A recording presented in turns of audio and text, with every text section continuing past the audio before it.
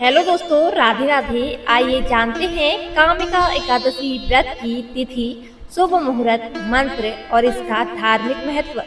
सावन मास में कृष्ण पक्ष की एकादशी को कामिका एकादशी के नाम से जाना जाता है। यह तिथि धार्मिक दृष्टि से अत्यंत शुभ मानी जाती है।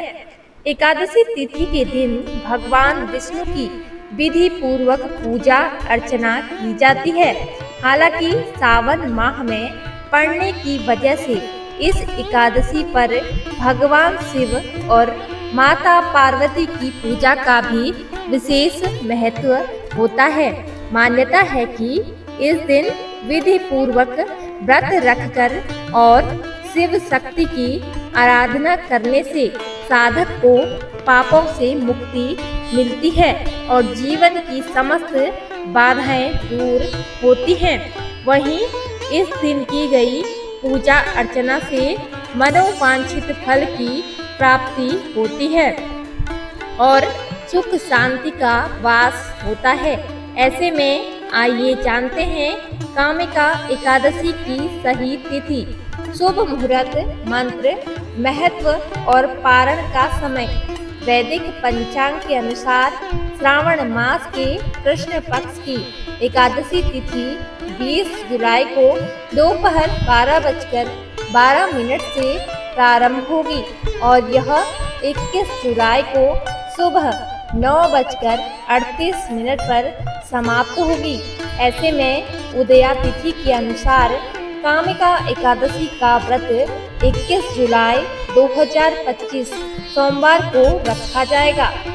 कामिका एकादशी व्रत का पारण अगले दिन यानी 22 जुलाई 2025 को किया जाएगा। इस दिन पारण का शुभ समय सुबह 5:37 से 7:05 तक है। धार्मिक मान्यताओं के अनुसार कामिका एकादशी के दिन विधि पूर्वक व्रत रखकर भगवान विष्णु की पूजा करने से विशेष पुण्य फल की प्राप्ति होती है और जीवन में सुख समृद्धि बनी रहती है। साथ ही इस व्रत को करने से व्यक्ति जन्म जन्मांतर के पापों से मुक्त हो जाता है और उसे मोक्ष की प्राप्ति होती है। इसके अलावा इस दिन तुलसी के पौधे की पूजा करना अत्यंत शुभ माना जाता है, क्योंकि तुलसी भगवान विष्णु को अति प्रिय है। कामिका एकादशी 2025 के मंत्र: ओम नमो भगवते वासुदेवाय, ओम विष्णवे नमः। लक्ष्मी नारायण मंत्र: ओम श्री श्री लक्ष्मी नारायणाभ्यां नमः। ओम नारायणाय विद्महे वासुदेवाय धीमहि तन्नो विष्णु प्रचोदयात्। कामिका एकादशी व्रत में क्या खाना चाहिए? कोई इस दिन कुछ भी नहीं खाता, पूरे दिन भूखा रहता है, तो कोई एक समय फलाहार करता है। फलाहार में आप कोई भी फल खा सकते हैं। इसके अलावा आप फलाहारी खिचड़ी भी खा सकते हैं, लेकिन ध्यान रखें, व्रत में सिर्फ एक बार नमक खाना चाहिए, इससे ज़्यादा बार नहीं। क्या कामिका एकादशी पर पानी पी सकते हैं? कामिका एकादशी व्रत एकादशी की सुबह से ही शुरू हो जाता है और व्रत का संकल्प प्रातः स्नान आदि से निवृत्त होकर लेना चाहिए।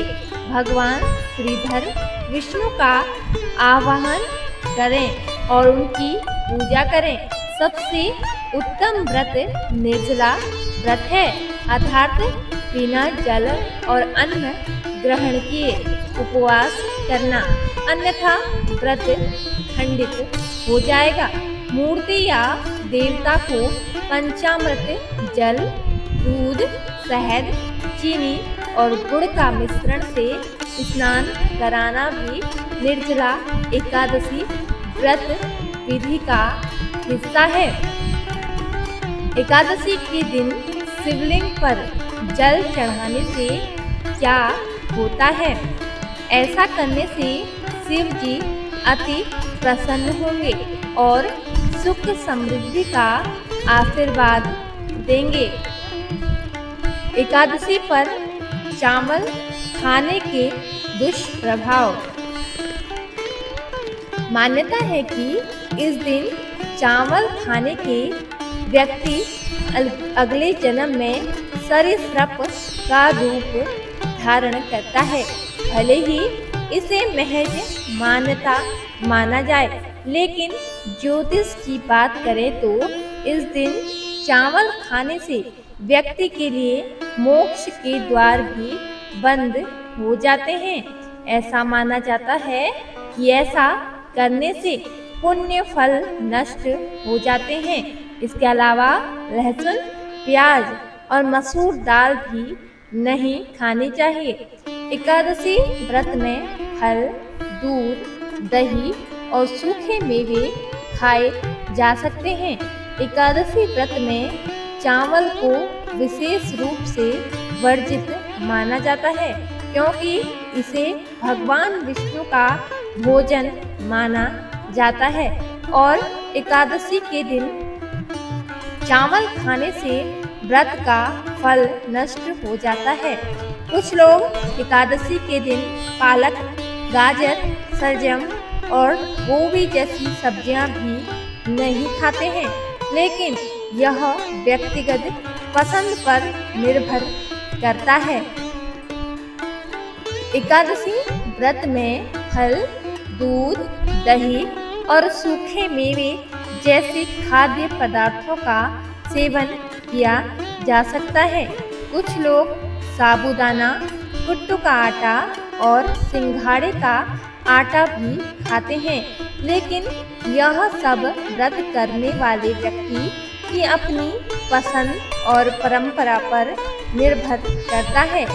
यह ध्यान रखना महत्वपूर्ण है कि एकादशी व्रत का मुख्य उद्देश्य भगवान विष्णु की भक्ति करना और अपने मन और शरीर को शुद्ध करना है।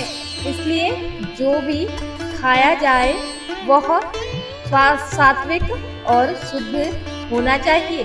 तो दोस्तों, आपको यह जानकारी कैसी लगी कमेंट करके ज़रूर बताएं और हमारे चैनल को सब्सक्राइब ज़रूर करें। धन्यवाद। जय माता दी।